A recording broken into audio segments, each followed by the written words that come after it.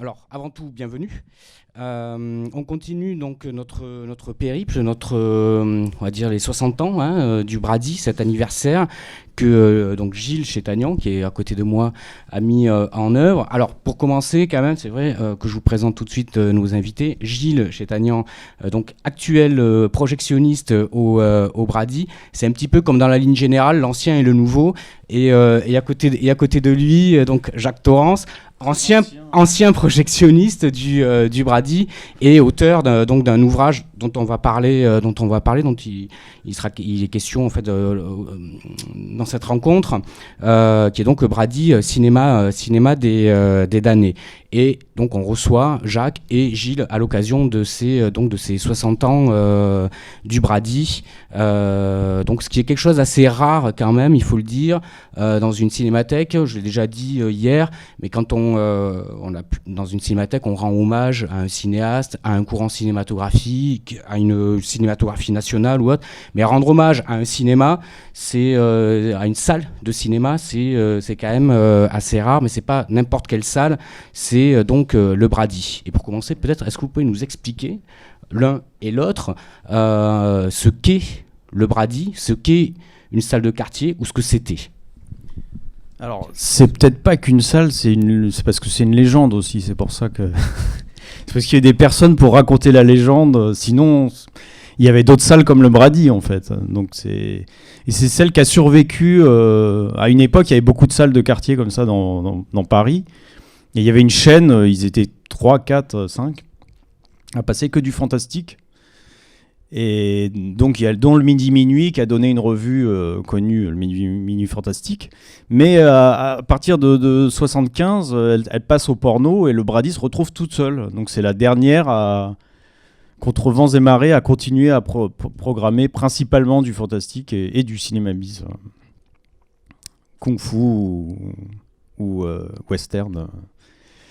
Et elle a été reprise par Moki. Voilà, qui l'a sauvé, ça devait être un franc prix sinon.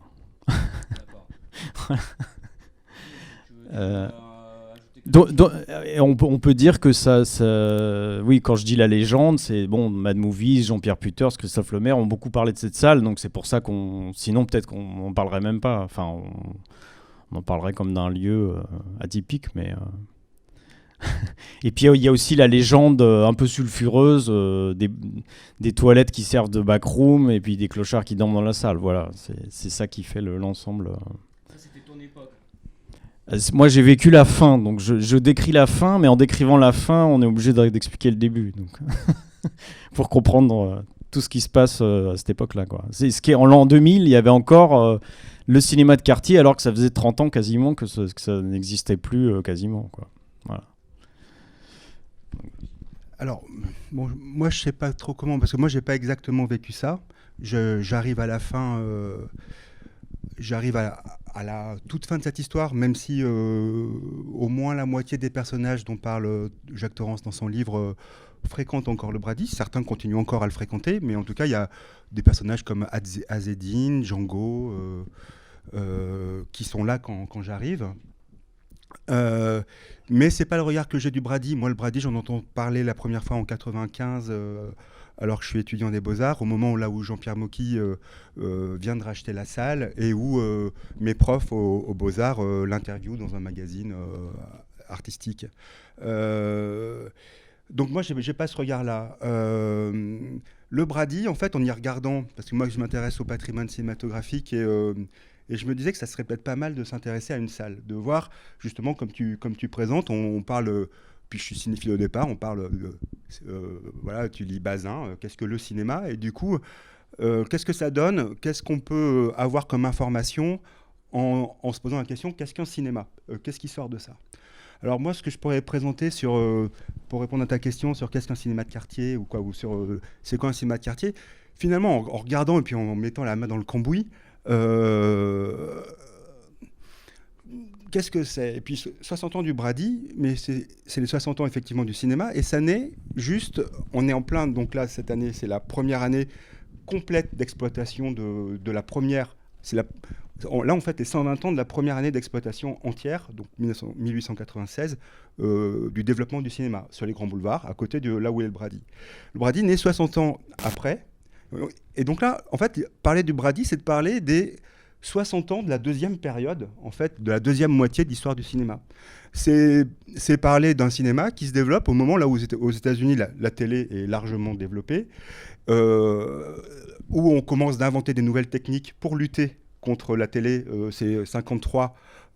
53, c'est l'arrivée du cinémascope pour justement la tunique, etc., pour étendre, pour la télévision essaie de rivaliser avec le cinéma. Le cinéma va trouver des moyens encore plus spectaculaires là-dessus. En fait, le Brady, parler d'un cinéma de quartier, c'est peut-être, et puis notamment pour le Brady, c'est de parler d'une histoire de survivants. Il y a des survivants finalement partout, sur l'écran, dans la salle. Et en fait, c'est l'histoire d'un petit commerce de cinéma qui va devoir sans cesse s'inventer, trouver des solutions pour survivre. Le double programme, ça a été inventé en 72 parce qu'il y avait moins de spectateurs. Comme ils avaient perdu beaucoup de spectateurs, ils se sont dit on va faire des films moins chers qui coûteront moins cher aux spectateurs. Ils en verront 2 pour le prix d'un. Et c'est pour ça qu'ils ont fait. C'est vraiment pour et voilà. Pour une question économique en même temps, quoi. Et la chose fascinante pour moi de s'intéresser, et puis le défi intellectuel que c'est de s'intéresser à une salle de cinéma, c'est qu'en fait ça continue toujours à vivre, ça continue toujours à survivre. Donc c'est en conflit avec plein d'autres propositions audiovisuelles qui se multiplient, qui vont dans tous les sens. Mais le Brady, ça les a tous fait. C'est né à ce moment-là. Et puis ça rivalise tout de suite avec la télévision, avec la cassette VHS, avec le DVD, avec la vidéo en ligne. Et ça va continuer. C'est fait pour... Mais ça rivalise pas, en fait. C'est juste que les personnes qui allaient au Brady jusqu'aux années 80, c'est des personnes qui n'avaient pas les moyens de s'acheter les VHS qui coûtaient 100 francs. Enfin, tu vois, enfin, jusqu'à une certaine période, c'était du cinéma pas cher, avec du cinéma populaire, en VF, qu'on consommait massivement. Et puis, ils allaient voir des films qu'ils n'étaient pas sûrs de revoir aussi. Donc, voilà, il y avait cet aspect-là. Est-ce que par exemple ça veut dire, parce qu'aujourd'hui quand on parle de cinéma de quartier comme on parle de cinéma bis, parce que paradoxalement on a tendance à faire un amalgame. Le mot il a un double sens. Exactement, on a tendance à faire un amalgame et dire cinéma de quartier, cinéma bis. Parlons plutôt peut-être de cinéma populaire, hein, que ce soit le cinéma qui est fait, qui est montré, et ou le cinéma, le lieu qui montre. Il y a cet aspect économique là justement que tu évoques et que tu évoques beaucoup aussi dans le livre, hein, à travers le livre, et c'est finalement peut-être moins un désir de cinéphile, ou pas seulement, alors qu'aujourd'hui on aurait tendance peut-être à mythifier ces salles ou en tout cas ces périodes, et en se disant tiens, tous les spectateurs étaient des cinéphiles qui allaient voir tel type de cinéma de gens, ou est-ce que c'était tout simplement des gens qui allaient au cinéma pour aller voir des films sans trop véritablement savoir ce qu'ils allaient voir. Quelle proportion il pourrait y avoir? Non, c'était quand même des personnes qui voulaient du cinéma populaire.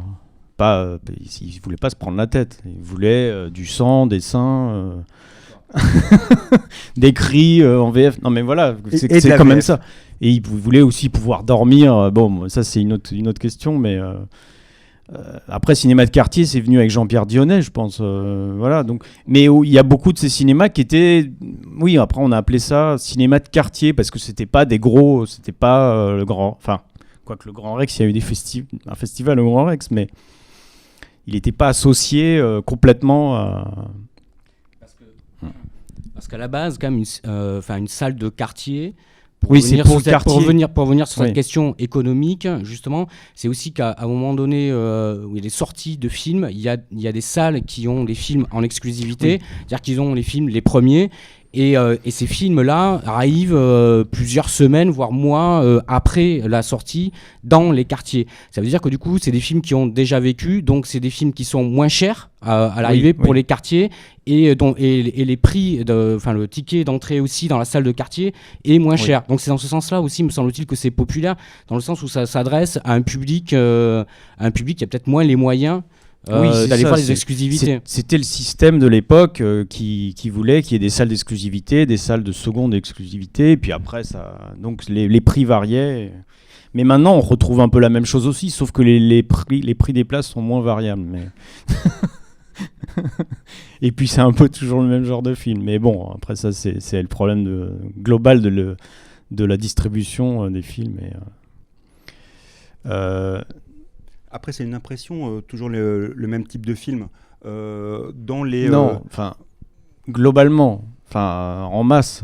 Non, il n'y a pas de place pour les petits. Il y a des films différents qui vont passer dans. Bon, par exemple, au Brady maintenant, il y a des films turcs qui ne passent qu'au Brady. Voilà, on peut dire ça. Non, mais c'était ce que je voulais expliquer dans le processus de survie d'une petite salle. Parce que même si le Brady va bien, là, en partie depuis qu'il a été racheté à Jean-Pierre Mocky, où il y a des inventions du bricolage, etc., qui s'inventent, et on va évidemment chercher des niches et proposer des choses, pas exactement la même chose, avec l'idée d'être sur le quartier ou sur Paris, le seul à proposer ça. Le cinéma turc, c'est arrivé complètement par hasard, et il se trouve que ça a marché, et que ça amène un pourcentage conséquent de spectateurs sur le... Il faut dire que dans ce quartier, il y a beaucoup de Turcs, de Kurdes, de Turcs arméniens. Non mais voilà, alors, il faut préciser pourquoi. Non mais c'est pour ça que c'est un cinéma de quartier, c'est parce qu'il s'adapte à son quartier aussi. Oui. Alors, parce qu'on l'a pas dit, là, s'il y a des personnes qui vont regarder, là... Voilà. Cependant, il faut faire attention à ne pas réduire, parce qu'en fait, effectivement, c'est la raison pour laquelle le patron dit allez, on va essayer. Il y a des Turcs et je vais essayer. Mais moi, j'ai vu arriver la première fois qu'on a proposé un film turc en 2009, ce qui s'appelait. J'ai vu arriver des gens qui venaient du Havre, qui me disent des places pour toute ma famille, pour 5 places si vous voulez, pour Recep İvedik 3. Hein, on ne savait pas ce que c'était. Oui, mais il faut que tu précises quel type de film turc. C'est pas Nuri Bilge Ceylan, tu vois, c'est pas la Palme d'Or. Je peux le faire. Vas-y. Non. Donc, ils arrivent, ils viennent à 5, ils me disent 5 places pour Recep İvedik 3. Je leur dis désolé, c'est complet depuis. Ça fait 3 jours que c'est complet, quoi. Dès qu'on a annoncé ça, on a eu le téléphone qui sonnait tout le temps. Voilà. Et ils me disent pas possible, vous nous trouvez des places, on vient du Havre pour voir votre film. Et les gens, ils venaient du Havre, ils venaient en fait, de toute la banlieue, etc. Ils arrivaient en retard parce qu'ils n'arrivaient pas à se garer, etc. Et effectivement, qu'est-ce que c'est que ce Recep İvedik 3 ? C'est un film populaire qui fait 15 millions d'entrées à Istanbul au moment là où on le sort. On le sort en même temps qu'Istanbul. Et en fait, on a trouvé donc un distributeur en Allemagne qui propose du cinéma turc populaire. Et nous, donc, on a ce spectateur-là, ces spectateurs-là. Donc ça, c'est une niche. Mais en fait, il va y avoir plein de petites niches comme ça de personnes qui vont s'identifier à ces films. Il va y avoir aussi des distributeurs qui trouvent pas d'autres endroits où aller ou qui ont des sorties qu'on appelle techniques, c'est-à-dire ils ont des droits et s'ils sortent pas, ils ont un achat de droits, mais s'ils ne sortent pas le film dans une salle, ils vont perdre les droits, donc ils vont venir chez nous. Et en fait, en apparence, et c'est pour ça que je me suis permis d'insister par rapport à ce que tu dis, on peut avoir l'impression aujourd'hui que le cinéma, qu'une grande époque du cinéma, c'est un peu perdu, et puis que on laisse tomber. De toute façon, avec l'offre qu'on a, on peut rester chez soi à regarder et tout. Mais en même temps, il y a... Alors c'est tout petit, mais en fait... Mais c'est justement ces processus de survie de ce petit cinéma qui a deux salles et qui fait 139 places à lui seul. Donc on est d'ailleurs dans une salle de 39 places qui correspond à la deuxième salle dont tu racontes la construction dans le film du Brady. Donc c'est assez touchant pour moi. Et en fait, c'est dans ces petits détails finalement qu'on voit l'intérêt. Moi qui suis cinéphile, je me dis il faut que je travaille dans le cinéma quelque part. Je débarque comme un crevard et je trouve le Brady. Mais il n'y a plus beaucoup de cinéma indépendant. Tout à fait. La plupart des cinémas, c'est des UGC, des MK2, ils ont tous la même programmation. Donc c'est Avengers, comédie française pourrie. Enfin, tu vois, une fois que t'as passé tout ça, il reste quoi? Il reste l'étrange festival et l'extrême à Toulouse. Non mais voilà, enfin je veux dire, Oui, là, ça tu devient parles pour le difficile bis. de. Là, tu parles pour le bis. Il reste. Non, je parle en général. Même il reste des salles au quartier latin ou voilà, mais ça devient rare. Enfin voilà. Non, après. En même temps, on parle du Brady, on s'en fiche de. C'est justement, c'est Non, mais entre oui. l'ancien, c'est entre l'ancien et le nouveau, puisque il y a eu changement de direction c'est-à-dire à la tête du Brady, puisque voilà, puisque Jean-Pierre Mocky l'a vendu. Quand toi tu es rentré, c'était Mocky, et là aujourd'hui c'est une autre direction, mais c'est aussi une autre direction dans la programmation. Du coup c'est un autre type de travail, mais la salle est toujours là et elle existe toujours. Alors du coup, pour revenir à l'ancien, on va dire donc à ta période et du coup pour revenir aussi à ton livre, je rappelle le Brady cinéma des damnés, qui est je sais pas si si certains l'ont déjà lu là dans la salle, et sinon je vous invite, voilà, ceux qui l'ont pas lu, je vous invite vraiment à le découvrir.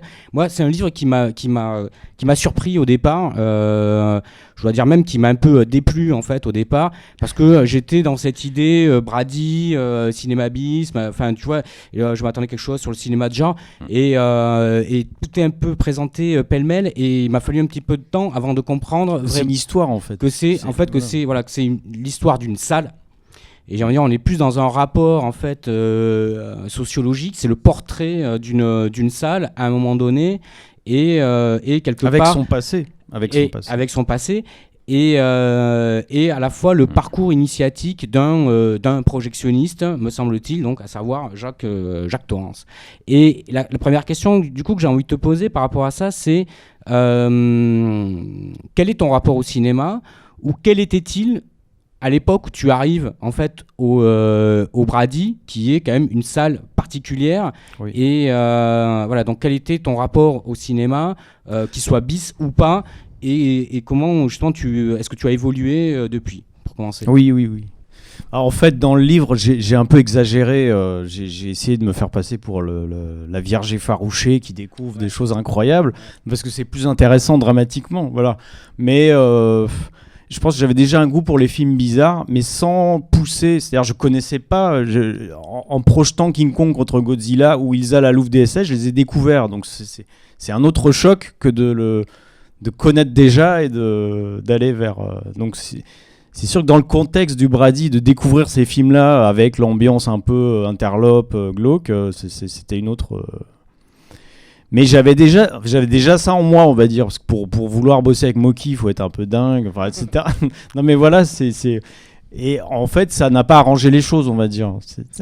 Et c'est ce qui se passe dans le livre, c'est-à-dire au début, j'arrive, je suis un peu choqué, et puis après, je fais partie du village, et je connais Mohamed le pickpocket, machin, bidule, les proxénètes, les prostituées. Donc après, je fais partie du cirque. Et après, quand on est dans des cinémas normaux, bah, on est un peu déformé par la liberté qu'on a trouvée. Parce que comme Mocky est dingue, on passait des films dingues avec des dingues dans la salle. Du coup, ça déteint, quoi. Et du coup, bah, le livre, c'est un peu le reflet de ça aussi. C'est ça qui est bien, justement, sur ce côté... je veux dire de normalité, parce qu'au départ, je pense, quand on commence le livre, et que du coup il y a ce terme de normalité qui revient assez souvent, et là du coup on se dit c'est dans la société non bien sûr, mais c'est un peu curieux, parce qu'on se dit, on a l'impression d'être dans un freak show et d'avoir un type qui en fait qui est derrière sa caisse, comme derrière l'hygiaphone, et en fait et qui observe, et qui est pas dedans, et au fur et à mesure en fait qu'on avance dans le bouquin, cette question de la normalité en fait elle s'inverse. Je veux dire, c'est comme dans les films de monstres, Oui. où finalement le monstre, c'est pas lui le pire des monstres, quoi. C'est celui qui est dans la norme, qui finalement peut être beaucoup plus monstrueux que celui qui paraît anormal à la base. Et ça, je trouve ça vachement touchant en fait dans le bouquin. C'est comment le rapport s'inverse, et de la même manière que finalement la cinéphilie fétichiste aussi finit par s'inverser, quoi. Et on est dans quelque chose de profondément humain. Et comme tu racontes que du coup tu bosses au Brady, en même temps tu bosses dans une salle dite normale, RSC, et qu'en fait tous les dingues à qui tu as affaire quand tu es au Brady, sont beaucoup plus humains et sympathiques que les gens dits normaux qui viennent prendre leur place, qui n'arrêtent pas de râler, qui se comportent comme des connards pour aller voir juste pour aller voir leur film.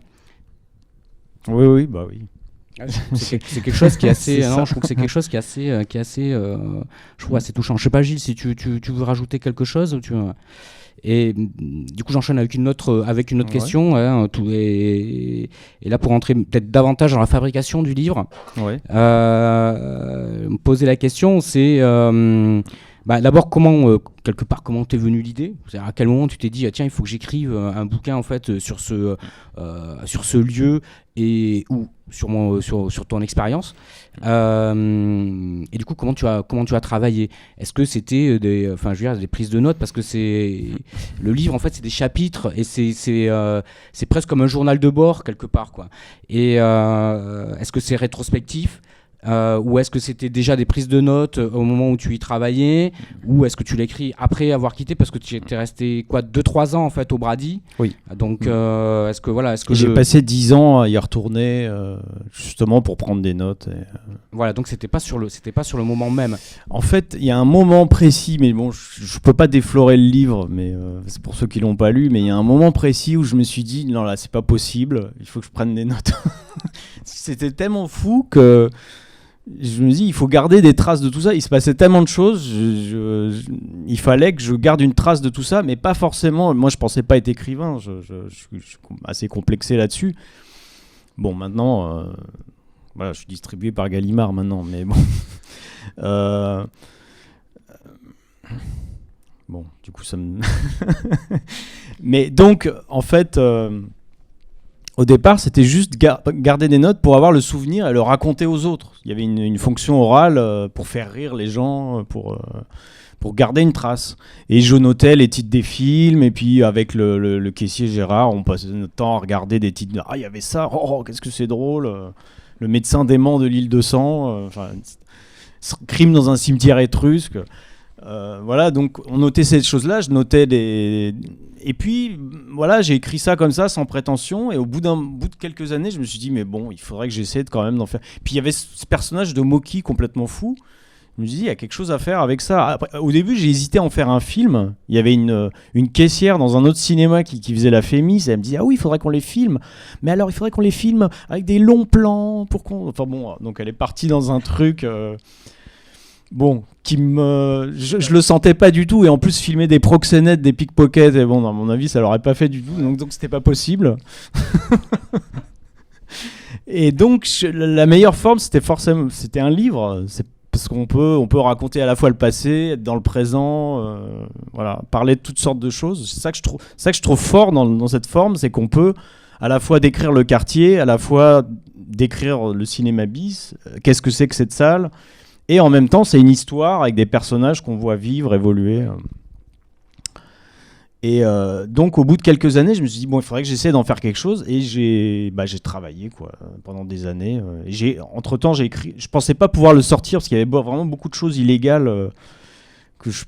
Les personnes étaient encore là, elles allaient encore au cinéma. Enfin, c'est délicat en même temps de décrire des personnes qui existent. Et quand le cinéma existe encore, et donc quand Moki a revendu, je me dis bon, il faudrait peut-être que je vais pas attendre qu'il meure pour. C'est Gilles qui m'a dit ça d'ailleurs. Attends pas qu'il meure pour sortir ton bouquin, quoi. Franchement, Pavline, c'est oui. un cousin lui. Torrance, Je l'ai connu il y a, je sais pas, assez vite. Je suis arrivé au Brady il y a 7 ans, genre 6 ans. Très vite, on m'a présenté. Oui, parce que d'ailleurs, Olivier nous a présenté, donc c'était très, très vite les premiers mois. Donc il continue à fureter ici. On s'est eu au téléphone pour des histoires pro, pour un projectionniste qu'on ne voulait plus. Puis lui se demandait pourquoi est-ce qu'on ne voulait plus. Il a compris. Et dès là, dès cet appel qui devait durer 5 minutes, pour cette question technique, on s'est mis à parler du Brady parce qu'on avait tous les deux un intérêt pour l'histoire des lieux, etc. Et d'ailleurs, je lui ai filé des trucs genre l'existence de Monster Beast, dont j'avais appris l'existence à Toulouse par le professeur Thibault présent dans la salle. Voilà, les infos passent. Et puis, voilà. Et puis à partir de ce moment-là, je sais qu'il est en train d'écrire... qu'il a des choses sous le papier. Et à chaque fois que je le vois, je rêve de lire ce qu'il a sous la main. Au bout de 3 ans, il finit par me dire on va au bistrot, tiens, je vais te montrer le truc. Je me retrouve avec le tapuscrit, et je pense que je vais partir avec. Et c'est non, tu lis de là à là. Page, là à là. Allez, salut, au revoir, quoi. J'en pouvais plus. Avec des amis et tout, on le recevait, il disait mais non, mais c'est pas prêt et tout, mais c'est 5 ans que c'était pas prêt, quoi. Personne croyait que, moi je croyais plus, quoi. Je me disais il se balade avec, il a envie de, et puis à un moment donné, non, parce qu'en même temps c'est super, quoi. C'est très indécent ce que je raconte. C'est-à-dire je raconte des types qui vont voir les prostituées, etc. Enfin, je raconte des copies qu'on passe alors qu'on n'a pas tout à fait le droit. Bon, bref. Donc je me sentais quand même coupable je pouvais pas le faire circuler, c'est pas possible. Sinon le type il pouvait pas le faire circuler, c'est pas possible. Et mais après, en même temps il veut l'éditer. Oui, non, mais c'est absurde. Mais pendant 5 ans c'était comme ça. Et alors du coup justement sur des choses pas très légales, par exemple il a fallu en parler peut-être à Moki à un moment donné. Qu'est-ce que oui, bah, si Moki ne voulait pas, enfin Moki il suffisait qu'il veuille pas que ça sorte. Qu'est-ce qu'il a dit? Ça pouvait pas sortir. Écoute, parce que le portrait que je fais du cinéma et de lui est sans concession, donc enfin, en même temps, je montre aussi ses bons côtés, mais comme il est fou et puis il s'en fout. Non, il est content même. Oui, je pense qu'il est content, mais et puis oui, quelque part, il s'en fout aussi. Il me l'a dit, il est fier. Ah bon ? Il est fier. Il fait ah, vous avez vu le petit le petit Jacques. Vous savez, le petit Jacques, il marche en livre et tout. Il est super fier. Donc bon, tu m'apprends quelque chose, mais bien sûr qu'il est fier. Il sait que ça vient de lui. Moki, de toute façon, la question à moquer la légalité. Moi, je me rappelle quand je suis arrivé au Brady, il y avait. Non, mais il a peur. Non, mais c'est dingue. Il a peur de rien, quoi. Mais il s'en fout. Pour l'exemple que je donne, c'est il y a une lettre qui arrivait tous les mois. Au Brady, qui était à chaque fois plus grande, un papier lettre qui était épais comme ça, marqué dessus en tête de la SACEM. Moi, je n'osais pas ouvrir et tout ça. Et une fois, j'ai risqué, Monsieur Moki, il y a cette lettre de la SACEM, il me dit, je m'en branle. Une fois, j'ai ouvert, en fait, c'était tous les arriérés de droit qui ne payaient pas la SACEM et qui, donc depuis 14 ans, quoi, et qui chaque fois se rajoutaient d'une page. Et il y en avait pour je ne sais plus combien de milliers d'euros à rembourser, et je m'en branle, quoi. Je crois que c'était 15 000 euros. Non, mais il finit par rembourser, il fait traîner, en fait, c'est tout. Mais s'ils sont assez insistants et qu'ils payent... Parce que il a jamais payé. Moi, j'en connais des pires maintenant qui doivent 100 000 euros à chaque distributeur et qui peuvent pas couler parce que s'ils coulent, tout le monde est perdant. Non, mais là, donc Moki, quelque part, déjà il a un mérite, c'est qu'il a pas fermé le Brady. Donc voilà, sinon ce serait devenu un Franprix et. Non, mais après, oui, il paye pas comme toutes sortes de. Mais en fait, tout ça pour dire. Non, il fait des retards de paiement. Voilà, c'est ça le terme exact. Mais tout ça pour dire qu'en fait, le rapport à la légalité, et moi qui serais plutôt genre vraiment une grosse poule mouillée et tout, je le découvre au Brady avec tous les gens qui sont passés, notamment une personne que toi tu appelles Gérard, que moi j'appelle intentionnellement. Si, avec son accord. Jean-Philippe Bonnet, le programmateur du Brady sous l'époque de. Oui, sous l'époque de Moki pendant 15 ans, qui est un programmateur que j'estime profondément. qui est, je sais plus pourquoi je parlais. Oui, parce que je lui demande, est-ce que je peux publier, est-ce que je peux montrer au Brady ta liste de films que tu trouves remarquables, dont on s'est servi ici pour d'ailleurs montrer les derniers jours tranquilles à Clichy. D'ailleurs, ce programmateur, il programme une fois en 2001, dernier jour tranquille à Clichy. Et ça se retrouve à la Cinémathèque de Toulouse, et je découvre un film que je trouve super, juste parce qu'un type l'a programmé une fois. Et voilà. Et quand je lui dis est-ce que je peux publier ça, parce que dans sa liste il y avait marqué projeter sans les droits, mais on s'en fout, c'était plus important de le projeter, etc. Il m'a dit oui, de toute façon il y a prescription, ils s'en foutent au CNC, je suis plus là et tout. Tu peux le mettre sous mon nom, etc. Et donc il y a un rapport à la légalité, mais ça il fallait que tu prennes le temps de le découvrir, qui est relatif. En même temps, qui est relatif, mais bon, j'ai sorti le livre en 2015 et pas à l'époque, quoi. Donc à l'époque ça pouvait pas sortir, ça c'est à peu près sûr. Alors en même temps il était pas écrit, donc. Bon. Tu n'avais pas encore rencontré Anne Frank, cet enculé de chinois? Oui, alors je te laisse la responsabilité de tes propos sur Anne Frank, s'il te plaît. Non, oui, non, là c'est pas très clair. Non, mais en gros, c'est en fait, il y a un magasin. Oui, non, mais là, il faut carrément raconter l'histoire. Non, je vais le raconter. Ah non, tu racontes pas toutes les coulisses de l'histoire. Ah, non, moi je voulais juste raconter comment s'écrit ce livre. C'était une question que tu as posée à Jacques Torrance. Donc ça peut arriver de boire des coups avec Jacques Torrance où tu passes au Brady, puis tu vas croiser quelqu'un. Tu retrouves la phrase dans le livre. T'es sur un arrêt de bus avec quelqu'un qui a un autre nom que Méziane, que Azedine. Bah ouais, mais pour moi c'est un travail qui est difficile. Contrôle-toi un peu. Non, mais c'est quelque chose qui. Non, mais c'est tout le problème en fait, voilà. Moi, depuis que Jacques a sorti son livre, que j'aime beaucoup. Oui, tous les noms sont dédoublés, donc c'est un peu compliqué. Je suis dans un dilemme fordien du rapport entre le mythe et la réalité. Parce que moi, je suis rentré dans un truc qui est mon réel, et d'un seul coup, il y a un livre qui écrit le mythe. Mais c'est pas le mythe, c'est un livre. Et on sait qu'il faut, on sait très bien, c'est Ford, que le mythe prend le pas sur la réalité. Mais du coup, est-ce que moi je rentre dans le mythe ou est-ce que je reste dans le réel? Donc du coup, tous ces personnages que je croise, comment est-ce que je les appelle? Est-ce que je les appelle voilà. Oui, mais ça c'est pour les protéger. Tu comprends bien que c'est pas. Enfin voilà. Non mais c'est vrai. Ça c'est pas pour le mythe, c'est témoin protégé. Ils ont pas demandé. Non mais quelque part, ils ont pas demandé à être dans un livre. Tu vois, il y en a, ils ont pas de téléphone, on sait pas où ils sont peut-être morts, ils sont peut-être dans un hôpital. Enfin, bah c'est quand même. Tu te poses quand même des questions, donc c'est normal quelque part de vouloir. Parce que l'autre il veut qu'on dise son nom, mais bon. Quand on va commencer à l'emmerder, il va peut-être être moins content. Non, mais j'en sais rien. Mais bon. On peut être sûr qu'il ne leur parlera pas.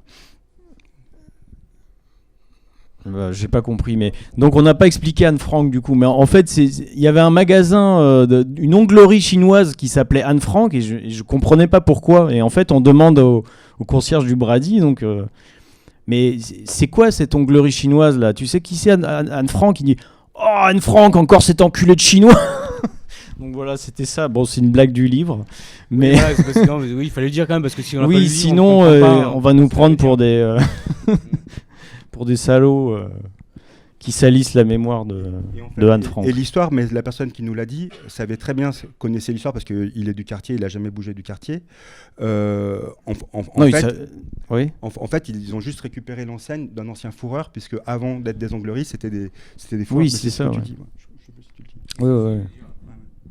Oui, parce que le sentier est pas loin, donc du coup, il y avait un marchand de fourrure qui avait appelé son magasin Anne Frank. Voilà, c'est ça l'histoire. Mais après, c'est devenu une onglerie chinoise. Et le chinois, il savait pas, il se demandait si c'était de la police, je sais pas quoi. Enfin bref, c'était pas très.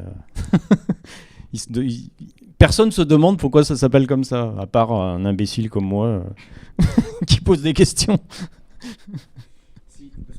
Parce qu'en fait le temps passe et comme après on a et après on a un péplum, donc si jamais s'il y a des questions dans la salle, elles sont les bienvenues justement. Vas-y, parle fort. Oui, moi j'ai pas fini le livre, hein, je viens de le commencer, donc je vois à peu près l'idée, le concept du livre. Et ça me fait penser à quelque chose, enfin un film qui était passé il y a quelques années à Extrême Cinéma, c'était La chatte à deux têtes. Ouais, de Jacques Nolot, ouais. Exact. Et tout ce dont on parle depuis un certain temps, j'ai fait la connexion avec ce film. Je sais pas si vous l'avez vu ou si... Oui, bien sûr, est-ce que je l'ai passé? Oui, je l'ai passé même. Je l'ai projeté. Bah, le rapport, c'est le côté la vie du. Mais lui, il est concentré uniquement sur le côté homosexuel qui se rencontre dans une. Et moi, je trouvais ça assez triste comme film, comme film. Et ce que je raconte, c'est beaucoup plus gay quelque part. Enfin, gay. Non mais ouais, il y a un côté sinistre dans son film. Je trouve ça. Mais bon, c'est le vécu qu'il a. Lui, je pense qu'il a fréquenté des salles. Ça a été tourné aux mairies, une ancienne salle porno. Et après, il y avait des salles. Par exemple, le Paris Ciné, c'était beaucoup plus junkie. Il y a des salles qui étaient beaucoup plus glauques que le Brady en fait. Et au Brady, il y avait un côté toujours comique en fait. On surprenait des gens en train de baiser, et puis ils sortaient une espèce de. Ils faisaient une tête. Enfin, c'était rarement sinistre. Donc voilà, donc du coup son film m'a paru très du coup il m'a pas beaucoup plu, mais bon, je le revois avec mon regard, oui. Voilà. Ah, c'est pas du tout le ton On n'est pas dans la mélancolie là. Même si en fait il y a de tout, c'est-à-dire on rit et en même temps on rit puis il meurt. Voilà, c'est parce que c'est aussi ça parle aussi de la réalité. Les clochards ils meurent, ils ont une vie pourrie, voilà. Donc c'est. Mais dans la vie, les pauvres sont pas uniquement gris et tristes. De temps en temps, ils aiment aussi plaisanter. Et même s'ils meurent et même s'ils ont une vie pourrie, ils ont aussi de l'humour. Et voilà. Et je trouve que ça soit dans le cinéma ou dans la littérature, c'est toujours un peu le Nord, tout est gris. Alors les gens sont tristes, ils sont gris. Et puis en plus, ils ont un boulot pourri. Enfin, on peut pas faire. Enfin, je pense que c'est mieux la vie est beaucoup plus colorée que ça, je trouve. Voilà. Même si j'appuie là où ça fait mal aussi. L'humour, ça permet aussi de dire des choses.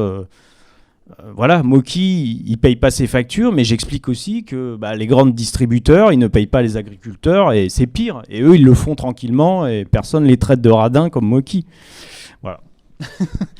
Donc, on peut en arriver aussi à avoir une vision globale, même en faisant des blagues sur des clodos qui puent et des gays qui se tripotent. Voilà. En lisant le début du livre, j'ai eu une impression sur le Brady. Je le vois comme un refuge. Le refuge de ceux qui n'ont pas d'autre endroit pour aller. Le refuge des films qui ne trouvent pas de distribution. Le refuge des spectateurs qui ne trouvent pas de films à leur goût. C'est en fait un havre, un service public au sens noble du terme. Et je voudrais savoir si le Brady actuel continue dans cet esprit, dans l'esprit d'offrir ce que les gens ne trouvent pas ailleurs, de montrer les films qu'on ne veut pas montrer et d'accueillir les spectateurs qui finalement ne se retrouvent pas dans les autres salles, dans les autres circuits et qui n'ont rien à leur goût. Alors, il y a les films turcs. Oui et non. Clairement, avant même que le cinéma soit racheté par le nouveau directeur, Fabien Huy, mais au moment là où Fabien Huy, en fait, avant de racheter le cinéma, il a d'abord été programmateur 1 an et demi avant de racheter le cinéma de Moki. Et à partir de ce moment-là, il y a eu les personnes qui commençaient à fréquenter se sont sentis plus chez eux. Il y a des personnes comme Django. Oui, mais il y en avait presque plus déjà. Il y en avait presque plus, Ouais, mais Django, il estimait encore qu'il Oui, était mais chez lui, lui il était et de il la venait tous les famille. jours. Ouais, mais Et c'est ce qu'il nous disait, mais il s'est senti plus chez lui. Et c'est pas parce qu'on l'a viré, c'est parce qu'il a senti que les choix de programmation, etc., le fait de pouvoir rentrer comme ça au milieu d'une séance avec ses sacs, il s'est plus senti chez lui. Il a senti que la famille, un des projectionnistes n'étant plus là, Jean Fournier, etc., les gens qu'il connaissait, il y en avait plus qu'un, et il s'est plus chanté chez lui, et on a fini par plus le voir, et par plus les voir. Ils étaient 2-3 comme ça à tourner encore. Donc clairement. Et puis voilà, toute la question de pouvoir habiter le cinéma par les doubles programmes et tout, il n'y avait plus de doubles programmes. Donc de toute façon, à ce moment-là, il n'y a eu plus personne. Hein. Hier, je disais qu'il y avait 4 personnes parfois dans la journée. Oui, c'est le cinéma permanent qui permettait de dormir toute la journée. Voilà. À partir du moment où le cinéma est plus permanent, ça ne peut plus fonctionner, donc les clochards ne venaient plus.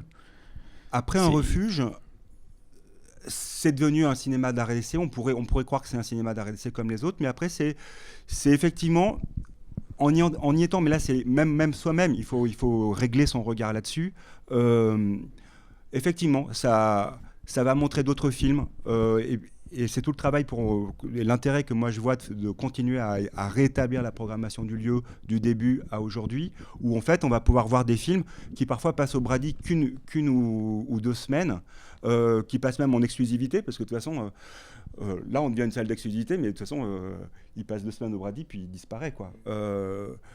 Il y a aussi pas mal c'est une autre manière de vivre, quoi. C'est un cinéma de bout de ficelle, mais bien tenu. Les bouts de ficelle, on peut vivre avec, et on peut faire vivre des projectionnistes, et on peut même se faire le luxe de se payer une exposition pour fêter ses 60 ans avec ses moyens, sans subvention, etc. Mais en faisant toujours attention. Et du coup, il y a plein de petits... C'est effectivement encore un lieu de refuge, et c'est même tout l'intérêt, à mon avis, de réfléchir un petit cinéma de quartier qui reçoit des subventions là de la RSC, parce qu'on est devenu RSC, de toutes les subventions qu'on peut avoir, mais de pouvoir accueillir encore des petits bouts. Mais c'est plus du tout ce qu'a raconté Jacques Torrance. Et moi, ce que je décris, c'est vraiment la déchéance quelque part. C'est-à-dire, on était toujours à la limite de la fermeture, et quand il y avait des bissophiles qui venaient pour voir les films avec quelques clochards et les gays, ça passait, mais quand il restait plus que les gays et les clochards, là on arrivait à un moment critique où c'était plus tellement un cinéma, donc ça devenait compliqué de... C'était le parallèle que j'ai vu très vite entre le mois où vous aviez fait une programmation, le mois ou l'été, je sais plus, avec un lot de copies vinaigrées, parce que il n'y avait que ça qu'on vous avait proposé, et le public de la salle.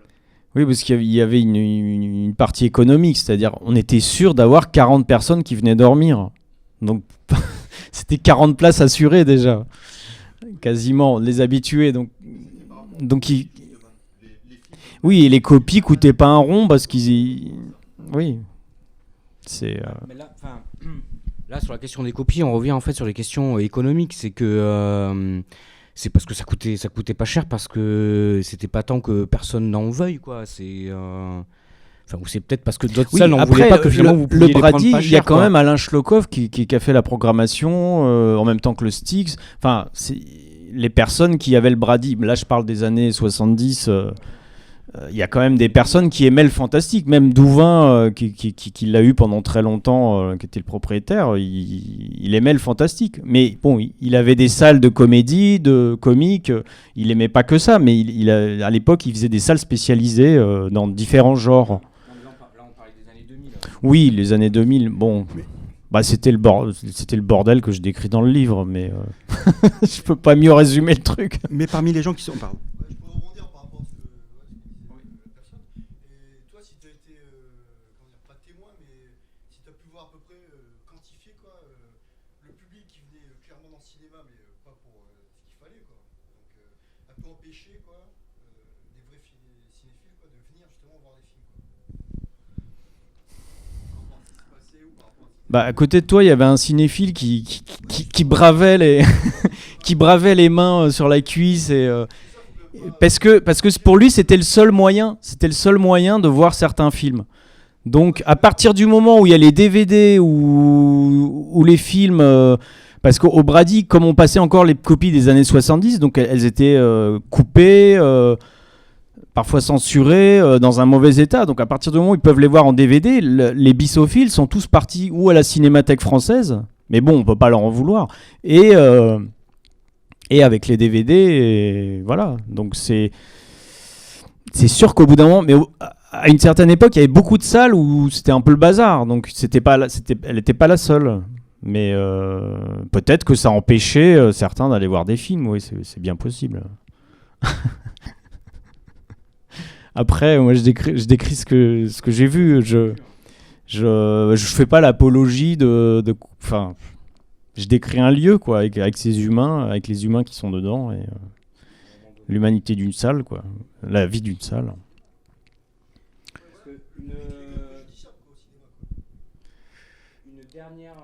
Une dernière question, parce qu'en fait, on arrive à... Ouais. Philippe, ouais. Moi, c'est plutôt des souvenirs, parce que moi, j'ai connu le Brady en 63, donc moi, je ne dis pas. Et à l'époque, sur le boulevard de Strasbourg, il y avait plein de cinémas. Oui. Il y avait le Scala, l'Eldorado, le Cinéac, le Paris Ciné, etc. Il reste que le Brady et le Paris Ciné. Oui, qui s'appelle l'Archipel maintenant. Et les films turcs aussi étaient passés. Il y avait une salle sur le boulevard Bonne Nouvelle, Poissonnière, je me souviens plus. Il y avait le Cinex. Qui avait récupéré le cinéma entre le départ de la Cinémathèque française et l'arrivée du Jamel Comedy Club. Il y avait une salle qui projetait que des films turcs. Le Brooklyn. Voilà. Ou des films indiens aussi. Voilà. Mais c'est vrai que le Brady, à cette époque-là, c'était déjà comme ça. Non, 63 alors déjà. en 63, racontez-nous un peu en 63, parce qu'en 63, le cinéma ne montre un petit peu du cinéma fantastique, mais peu.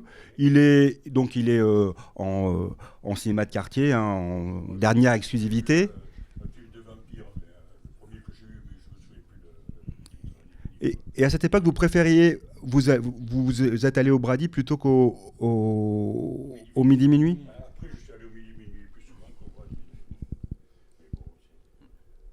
Mais bon, Parce qu'il s'est spécialisé en 65 dans le fantastique, en fait, le Brady. non, mais je me souviens de quelques films comme ça. Pour savoir le public, c'était comment? Le public C'était peut-être un peu plus sérieux, mais il y a aussi des striptease dans les années 70, donc je pense que ça devait dégénérer parfois aussi, mais mais il y a peut-être moins de clochards. En fait, c'est ça, il y a des salles où il y avait plus de clochards, d'autres où il y avait plus de junkies. Mais il y avait aussi des militaires qui faisaient leur service militaire ou des gens du quartier aussi, hein, au Brady. Il n'y avait pas que de... Parce que ce que je décris, c'est vraiment la déchéance d'une salle et en même temps, elle survit. Voilà, c'est une période particulière. Il ne faut pas s'imaginer que le Brady était tout le temps... à l'époque, il y avait à peu près la même clientèle, si on peut dire, au Luxor. C'était à peu près, c'était là. C'est vrai que, Oui, le Luxor aussi, je pense qu'il... enfermé, devenu une boîte de nuit, maintenant c'est un cinéma select. En tout cas, la chose que je trouve assez touchante, c'est que on s'intéresse à un cinéma, puis finalement, on va parler de gens et d'autres gens que finalement ceux qui font le cinéma, qui sont les réalisateurs, les acteurs, les critiques, etc. Donc, on va parler des spectateurs, éventuellement des projectionnistes, ou du moins les projectionnistes prennent le pouvoir pour parler à leur tour du cinéma. Et en tout cas, c'est le cas là. Et voilà, c'est la chose qui est touchante, de pouvoir décaler aussi le curseur et l'objectif sur d'autres choses, et pour essayer de créer du sens. Je pense que c'est bientôt la fin, je ne sais pas jusqu'à quand. Ce que tu viens de dire, c'est parfait pour terminer. Et j'en finis juste par un gros remerciement à Jacques Torrance et à vous, merci, et à la Cinémathèque de la Toulouse, Cinémathèque de Toulouse, de vraiment accueillir un projet qui est une expérience de... voilà, c'est fait avec des bouts de ficelle. Comment est-ce que nous, on peut essayer comment un cinéma peut lui-même parler de lui. Le concours d'un lieu comme la Cinémathèque de Toulouse, qui écoute, qui essaye avec nous et qui accompagne ce projet, c'est essentiel. Grâce à la Cinémathèque, on va pouvoir montrer à la médiathèque Françoise Sagan, à 2 pas du Brady, entre la gare de l'Est et le Brady, des affiches rares de films qui sont passés au Brady, pour pouvoir montrer des documents comme les cahiers de cabine des années 80 que le Brady a déposé à la Cinémathèque. C'est quelque chose et que le Brady ne pouvait pas garder parce que les lieux sont pleins, etc. C'est de pouvoir d'avoir un interlocuteur comme ça d'un lieu un peu référence avec du matériel, du stock, de quoi stocker, de sauvegarder ces éléments, c'est capital, mais aussi tous les savoir-faire, les connaissances des personnes qui y travaillent. Mais voilà, et c'est bien pour ça que j'ai su où vous trouver quand j'avais besoin de vous. D'ailleurs, il y aura un double programme au Brady, Cinémathèque de Toulouse. Il est l'heure d'y aller pour que Jacques puisse faire des signatures. Voilà, merci à tout le monde. Merci à vous. Merci.